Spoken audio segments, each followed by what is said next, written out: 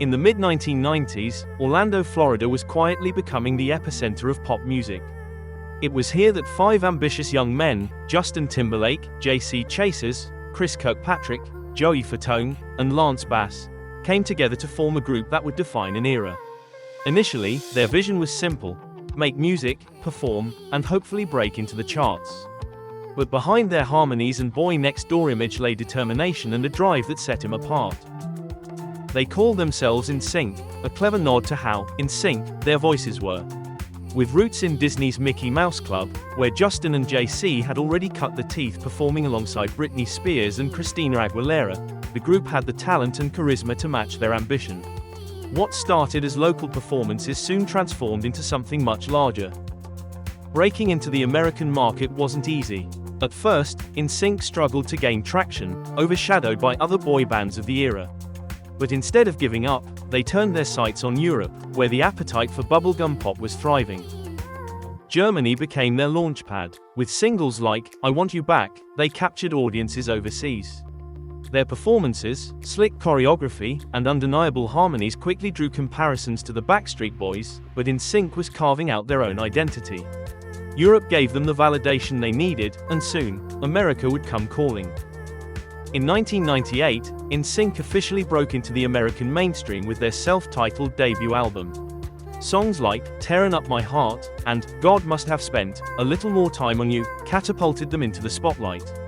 Their catchy hooks and synchronized dance moves made them a favorite on MTV's Total Request Live, a key battleground for pop dominance at the time.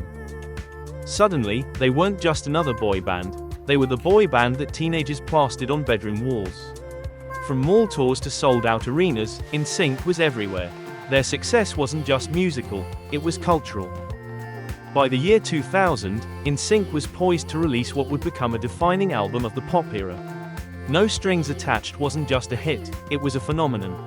On its release day, it sold over 1 million copies, shattering records and becoming a symbol of the boy band craze at its peak. With songs like Bye Bye Bye and It's Gonna Be Me, NSYNC wasn't just topping the charts, they were dominating them.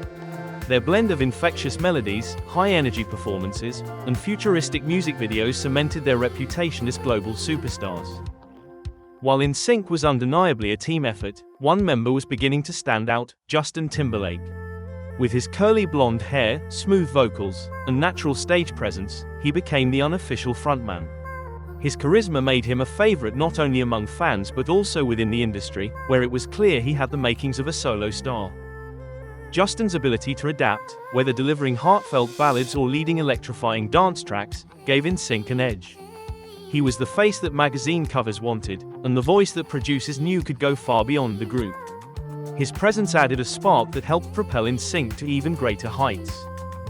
By the early 2000s, NSYNC had become more than a band, they were a global brand. Their tours, like the Pop Odyssey Tour, were massive productions featuring dazzling lights, choreography, and theatrical staging.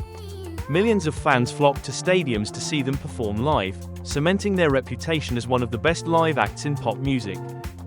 Everywhere they went, hysteria followed. From merchandise to appearances, NSYNC mania was in full swing. Their influence stretched beyond music, shaping fashion, television, and even film appearances. But as quickly as the boy band era had exploded, it began to fade. By 2002, musical tastes were shifting, and NSYNC announced a hiatus that would ultimately become permanent. Their final album, Celebrity, was successful but also signaled the end of an era. While fans held out hope for a reunion, the group members began pursuing individual paths. J.C. Chasez explored solo music, Joey Fatone moved into acting and hosting, Chris Kirkpatrick explored voice work, and Lance Bass became an author, activist, and media personality. The spotlight naturally followed Justin Timberlake. His 2002 debut solo album, Justified, launched him into superstardom. With hits like Cry Me a River and Rock Your Body, Justin reinvented himself as an R&B powerhouse. He shed the boy band image and stepped into a lane that allowed him to evolve as a true pop icon. His transition was seamless, setting the stage for Grammy wins, acting roles, and collaborations with music's biggest names. While NSYNC remained beloved, Justin became the symbol of what came after, the enduring star who proved he could thrive beyond the group. Though their time as a group was relatively short, NSYNC left a massive mark on pop music history. They embodied the boy band era at its peak and set records that still stand today. Their harmonies, choreography, and larger-than-life tours created a blueprint that countless groups have tried to follow. Most importantly, their music continues to bring joy to fans who grew up with them, and even to new generations discovering them today. Whether it's the nostalgia of Bye Bye Bye or the career trajectory of Justin Timberlake, NSYNC remains one of the most iconic groups of the late 90s and early 2000s.